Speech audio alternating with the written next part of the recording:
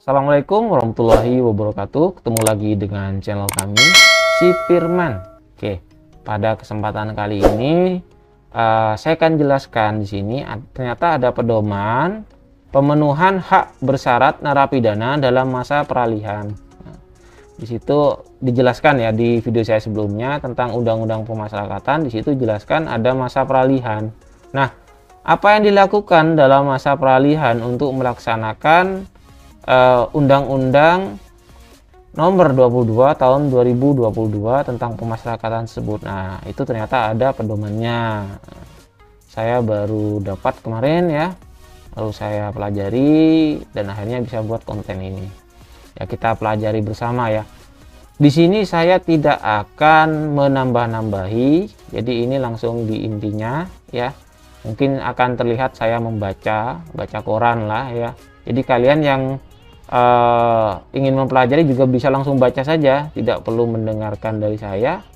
Sini sudah dijelaskan ya, kita langsung saja ya.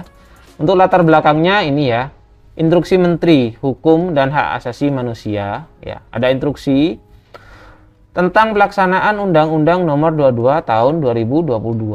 Nah, ini ada instruksi Menteri untuk pelaksanaan, jadi harus dilaksanakan. Nah, namun ternyata karena ada perbaikan pada Undang-Undang Nomor 22 Tahun 2022 ya, yaitu perbaikan pelaksanaan fungsi pemasyarakatan. Di situ ternyata peraturan pelaksana di proses dalam masa ini ya, jangka waktu paling lama 1 tahun ini ternyata belum ada, jadi belum ada peraturannya. Jadi di masa peralihan ini dibikinlah peraturan atau juklaknya ya, petunjuk untuk pelaksanaannya selama masa peralihan. Nah, itu dijelaskan di sini. Kemudian maksud dan tujuannya di sini ya. Maksud dari petunjuk pelaksanaan ini menjadi pedoman selama masa peralihan dalam pelaksanaan pemenuhan hak bersyarat bagi narapidana. Tujuannya agar terpenuhi hak-hak bersyarat tersebut yang ada pada pasal 10 Undang-Undang Nomor 22 Tahun 2022 tadi ya, yang saya jelaskan. Pasti pasal 10 ini viral, ini pasti banyak yang ingat ya. Nah, ruang lingkupnya di sini akan dibahas ya. Petunjuk pelaksanaannya khusus pada hak bersyarat bagi narapidana, yaitu remisi, asimilasi, cuti mengunjungi atau dikunjungi keluarga, cuti bersyarat, cuti menjelang bebas, dan pembebasan bersyarat. Nah, pengertiannya dulu remisi ya, ini pengurangan masa menjalani pidana. Nah, diberikan kepada narapidana yang memenuhi syarat. Nah, ada syaratnya harus dipenuhi. Tentunya sesuai dengan ketentuan perundang-undangan. Kemudian ada asimilasi. Ini asimilasi ya, program reintegrasi narapidana yang dilaksanakan dengan pembauran narapidana dalam kehidupan masyarakat. Asimilasi nanti ada asimilasi di rumah, ada asimilasi kerja sosial. Nah, di sini yang dimaksud bukan asimilasi di rumah ya, tapi asimilasi kerja sosial atau asimilasi kerja di dalam lapas atau kerja di luar lapas, tapi bukan asimilasi di rumah. Nah, selanjutnya, cuti mengunjungi atau dikunjungi keluarga. Ini program pembinaan untuk memberikan kesempatan kepada narapidana untuk berasimilasi dengan keluarga dalam fungsinya sebagai orang tua, suami, istri, atau anak. Nah, ini mengunjungi keluarga biasanya kalau nggak salah 2 hari, kalau nggak salah 3 hari kayaknya. Nah, jadi ini perlu adanya litmas di situ. Tapi selama pandemi ini tidak bisa dilaksanakan ya, karena pandemi, jadi tidak ada cuti mengunjungi keluarga.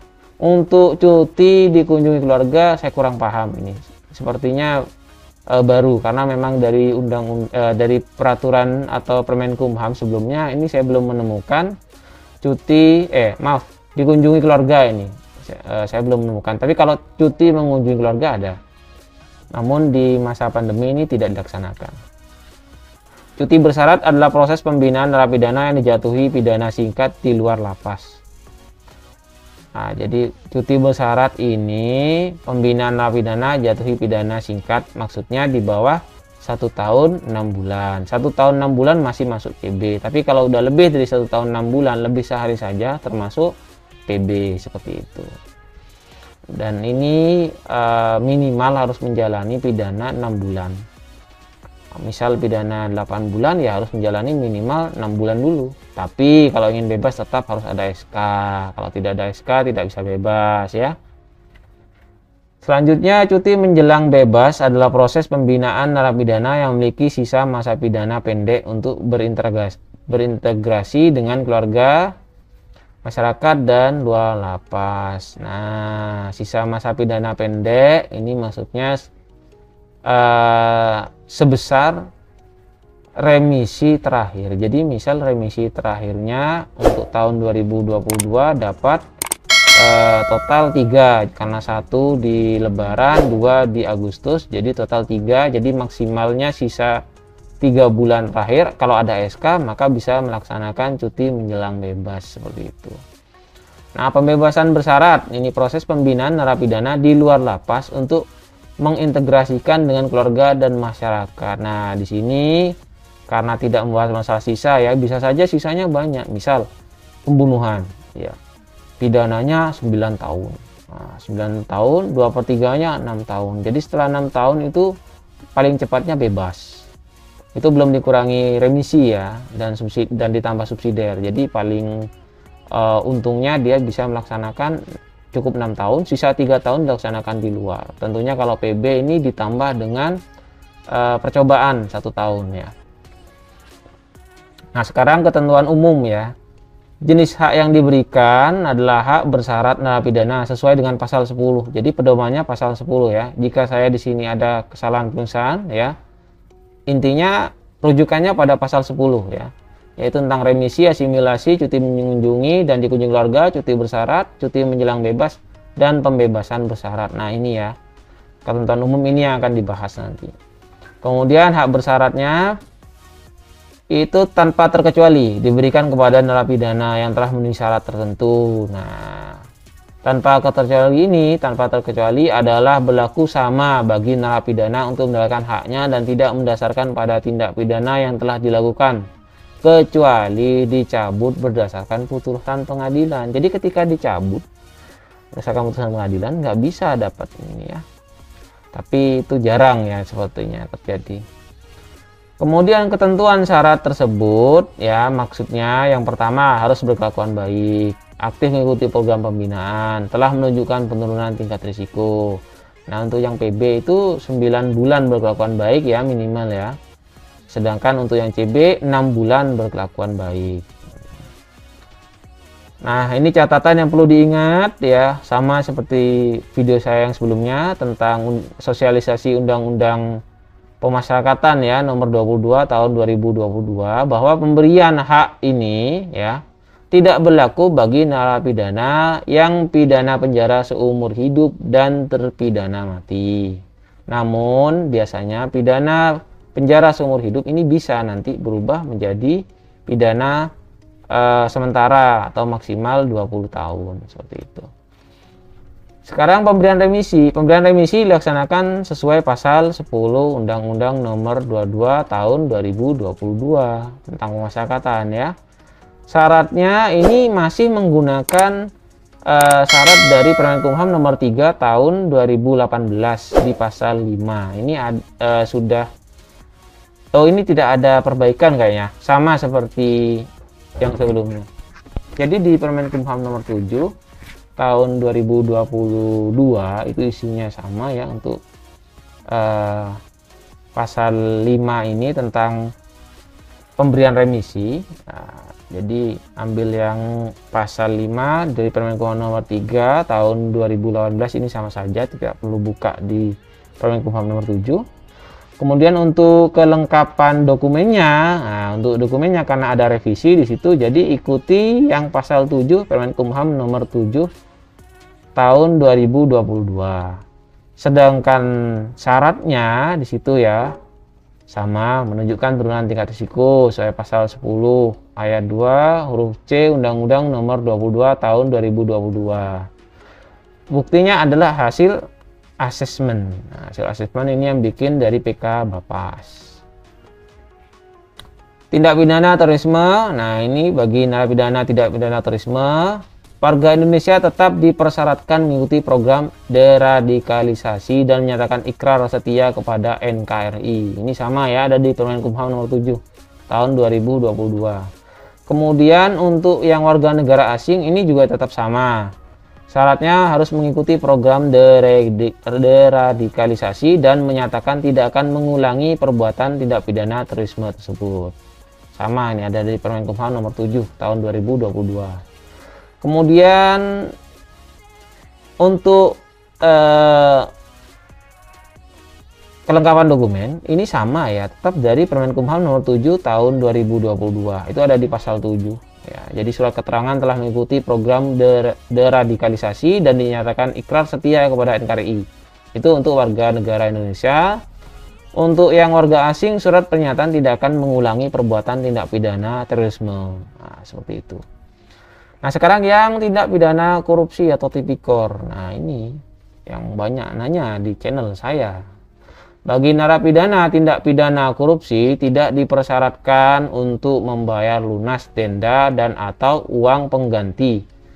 Nah, ini yang baru ya. Jadi tidak perlu bayar lunas denda dan uang pengganti.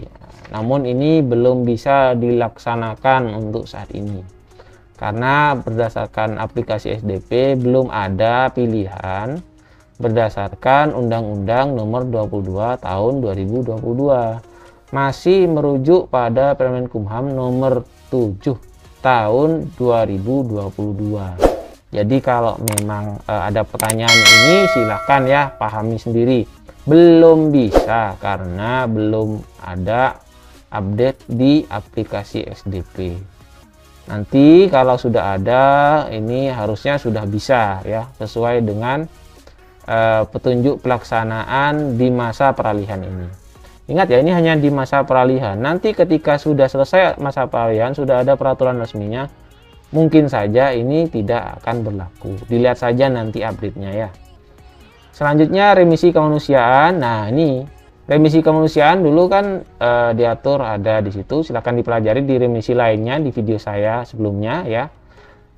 Di situ ada batasan, nanti sudah tidak ada batasan. Maksudnya di sini ya, dapat diberikan kepada semua narapidana yang telah memenuhi syarat. Nah, sesuai dengan pasal 29 Permen Kumham nomor 7 tahun 2022. Ini tentang remisi kemanusiaan ya. Nah, silakan dicek yang remisi kemanusiaan ya, itu kalau nggak salah mengenai lansia dan juga remisi mengenai yang sakit berlanjut seperti itu. Selanjutnya pemberian remisi. Nah, ini harus memenuhi syarat sebelum diundangkannya undang-undang. Ini ya, kalau yang telah memenuhi ya, maka sebelum diundangkan, maka tapi belum diusulkan berarti ya. Maksudnya belum diusulkan tapi sudah memenuhi syarat sebelumnya. Maka diberikan remisi 1 periode yang terlewat berupa remisi umum dan atau remisi khusus sebesar remisi tahun pertama. Misal ya, untuk yang tipikor atau tindak pidana korupsi ternyata tidak bayar denda ya, jadi tidak bisa dapat remisi karena JC kan sudah dicabut, jadi tinggal denda dan uang pengganti. Ternyata tidak bisa bayar, gak dapat remisi untuk lebaran dan remisi umum 17 Agustus. Nah, dengan adanya ini karena belum diusulkan tapi memenuhi syarat ya, karena sudah dihapuskan tadi ya masalah pembayaran lunas denda dan uang pengganti untuk syarat mendapatkan remisi ya, syarat mendapatkan remisi sudah tidak wajib membayar denda dan juga uang pengganti, jadi bisa mendapatkan maksimal remisi 1 periode ya berupa remisi umum dan remisi khusus di tahun 2022 sebesar remisi tahun pertama. Jadi untuk yang di bawah 1 tahun tapi di atas 6 bulan ya, itu akan mendapatkan remisi khusus 15 hari, remisi umumnya 1 bulan, dan untuk yang 1 tahun atau lebih yang menjalani pidana 1 tahun atau lebih dan juga sudah memenuhi syarat yang lain ya, berkelakuan baik gitu, itu akan mendapatkan remisi umum 2 bulan, remisi khususnya 1 bulan. Nah, untuk lebih jelasnya kalian bisa pelajari di perkiraan remisi ya di video saya sebelumnya, akan dipelajari apa itu yang dimaksud remisi tahun pertama, kedua, dan seterusnya, itu ada nilainya. Bagi narapidana yang telah memenuhi syarat setelah diundangkan, nah ini ya, narapidananya telah memenuhi syarat yang telah diundangkan, nah, akan diberikan remisi mulai remisi umum tahun 2022. Jadi telah memenuhi syarat setelah diundangkan, sebelumnya tidak memenuhi syarat. Nah, tapi ini telah memenuhi syarat setelah diundangkan, misal denda akhirnya tidak usah bayar yang tipikor. Nah, jadi dapat remisi umum saja di tahun 2022 sebesar remisi tahun pertama. Misal ternyata sudah menjalani 2 tahun tidak bayar denda, akhirnya dapatnya di 2022 dapat remisi umum tahun pertama, seperti itu. Selanjutnya, tata cara pelaksanaan remisi. Ini dilaksanakan sesuai Permenkumham nomor 3 tahun 2018. Nah, tentunya ini sudah dirubah ya, sudah direvisi jadi Permenkumham nomor 7 tahun 2022. Dasarnya di sana.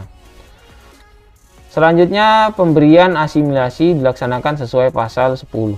Jadi asimilasi ini ada di pasal 10 Undang-Undang nomor 22 tahun 2022. Jelas ya.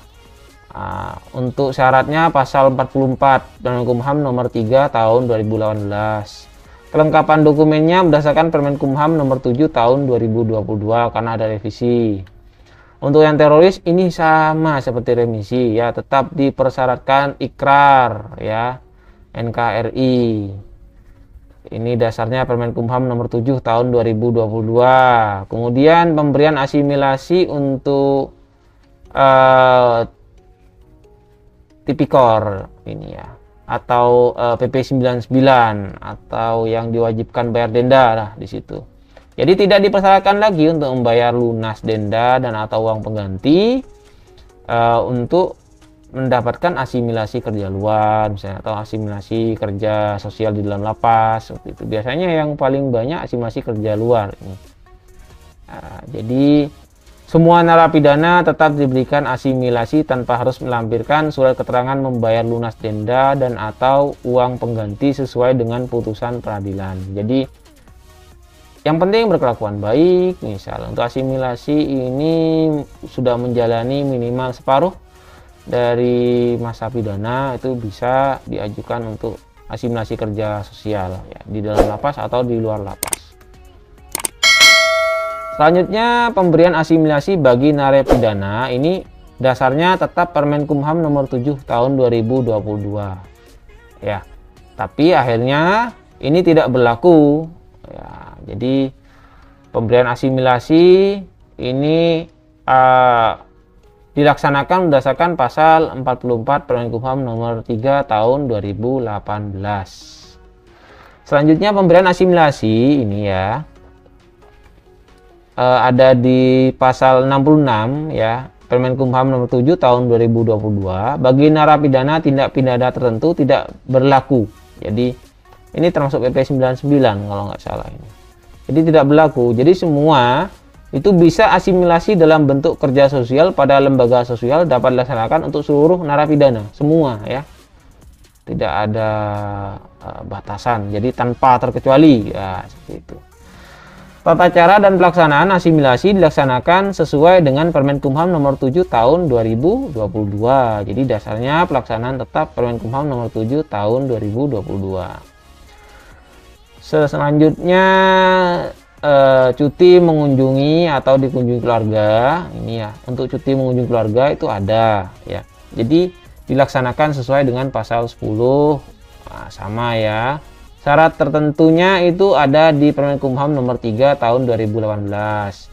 Kelengkapan dokumennya itu ada di hasil revisi dari Permenkumham nomor 3 tahun 2018, yaitu di Permenkumham nomor 7 tahun 2022. Kemudian pemberian cuti mengunjungi keluarga. Nah, ini pemberian cuti mengunjungi keluarga. Ini selama pandemi ini tidak bisa diberikan ya, karena khawatir ada persebaran COVID, pandemi. Nah, saya kurang tahu ke depannya nanti seperti apa. Nah, tapi ini dianggapnya ada ya, jadi tetap ada berlaku. Jadi bagi narapidana tindak pidana tertentu tidak berlaku lagi untuk pembatasan pemberian cuti mengunjungi keluarga. Jadi bisa semuanya, semua narapidana ya tetap dapat diberikan cuti mengunjungi keluarga dengan syarat pada Permenkumham nomor 3 tahun 2018. Untuk tata cara dan pelaksanaan cuti mengunjungi keluarga, nah ini sesuai dengan Permenkumham nomor 7 tahun 2022. Untuk cuti mengunjungi keluarga ini ya, nah ini cuti mengunjungi keluarga ini belum dapat dilaksanakan karena belum ada ketentuan yang mengatur. Ini berarti benar ini ya, tidak ada masih peraturannya untuk cuti mengunjungi keluarga. Seperti apa gambarannya belum ada, tapi sudah ada di undang-undangnya. Saya juga kurang paham ini kapan baru adanya, tapi ini masih masa peralihan ya, jadi masih menggunakan pedoman pada pedoman ini saja. Selanjutnya pemberian cuti bersyarat CB ya. Nah, ini sama ya, pasal 10 ada di Permenkumham nomor 3, pelaksanaannya itu dan syarat-syaratnya ada di Permenkumham nomor 7 tahun 2022. Untuk yang teroris juga sama ya. Jadi tetap dipersyaratkan harus ikut program deradikalisasi dan ikrar, itu Permenkumham nomor 7. Untuk warga negara asing itu tetap harus juga sama ya, dan ditambah menyatakan tidak akan mengulangi perbuatan. Dasarnya sama, Permenkumham nomor 7 tahun 2022. Selanjutnya tindak pidana terorisme ini ya. Untuk dokumennya juga sama, harus dilengkapi surat keterangan telah mengikuti program deradikalisasi dan pernyataan ikrar setia kepada NKRI. Ini warga negara Indonesia. Untuk yang asing tambahannya tidak akan mengulangi, seperti itu. Sekarang yang korupsi ini sama seperti di remisi ya. Jadi tidak dipersyaratkan untuk membayar lunas denda atau uang pengganti untuk pengajuan CB-nya ya. Kemudian pemberian cuti bersyarat ini ya, untuk narapidana tertentu itu tidak berlaku. Jadi di sini narapidana yang tertentu itu ya pidananya tetap dapat diberikan CB. Nah, selanjutnya untuk tata cara pelaksanaan cuti bersyarat ini sesuai dengan Permenkumham nomor 7 tahun 2022. Selanjutnya cuti menjelang bebas atau CMB ini sama ya, tetap pasal 10 ini diulang terus. Untuk syaratnya Permenkumham nomor 3 tahun 2018, sedangkan kelengkapan dokumen ini Permenkumham nomor 7 tahun 2022. Untuk cuti menjelang bebas ini ya sama, narapidana tertentu itu ya, yang tertentu yang tadi dibahas. Ini ada di PP 99 kayaknya ini. Narapidana ini tetap dapat diberikan cuti menjelang bebas, sama ya, CMB sama. Jadi untuk narkotika bukan narkotika, PP 99 yang tertentu itu sama-sama bisa mendapatkan CMB. Selanjutnya tata cara dan pelaksanaan sama ya, berdasarkan Permenkumham nomor 7 tahun 2022. Selanjutnya PB ini yang banyak ya, banyak nanya di sini. Untuk pelaksananya sama, pasal 10 ya, di pasal 10. Syaratnya tetap ada di Permenkumham nomor 3 tahun 2018, sedangkan kelengkapan dokumen ada di Permenkumham nomor 7 tahun 2022. Nah, di sini untuk yang terorisme sama ya. Untuk WNI tetap harus mengikuti program deradikalisasi dan ikrar setia kepada NKRI. Sedangkan untuk yang asing ya, warga negara asing atau WNA tetap harus ikut program deradikalisasi dan buat surat pernyataan tidak akan mengulangi perbuatan tindak pidana terorisme. Ya, ini lampirannya ya tetap sama, jadi harus tetap dilengkapi surat keterangan telah mengikuti program deradikalisasi dan pernyataan ikrar setia kepada NKRI untuk WNI, untuk warga asing, ditambah dengan tidak akan mengulangi perbuatan tidak pidana terorisme, seperti itu. Untuk yang korupsi tidak perlu dipersyaratkan untuk membayar lunas denda dan atau uang pengganti untuk pengajuan PB-nya. Untuk asimilasi ini ya, yang biasanya yang PP 99 wajibkan untuk menjalani asimilasi paling sedikit setengah atau seperdua dari sisa masa pidana. Jadi yang hitungan saya sebelumnya harusnya menjalani 5/6 masa pidana totalnya ya, kalau dihitung-hitung. Itu sekarang tidak perlu ya, karena tidak berlaku lagi untuk menjalani asimilasi kerja sosial itu.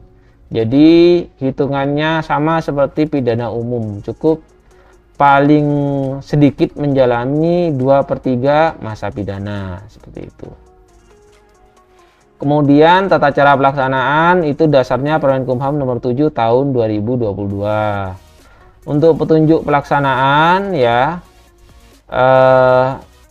pedomannya ini selama masa peralihan. Jadi petunjuk pelaksanaan di sini ya, pemenuhan hak bersyarat terhadap narapidana yang saya jelaskan dari tadi ya, semua petunjuk-petunjuk itu adalah pedoman pemenuhan hak bersyarat narapidana dalam masa peralihan.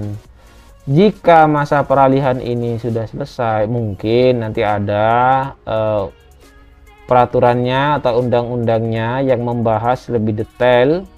Nah, mungkin saja ini tidak akan berlaku lagi. Jadi tidak sama, mungkin ada yang tidak sama seperti itu. Nah, tapi kita lihat saja nanti.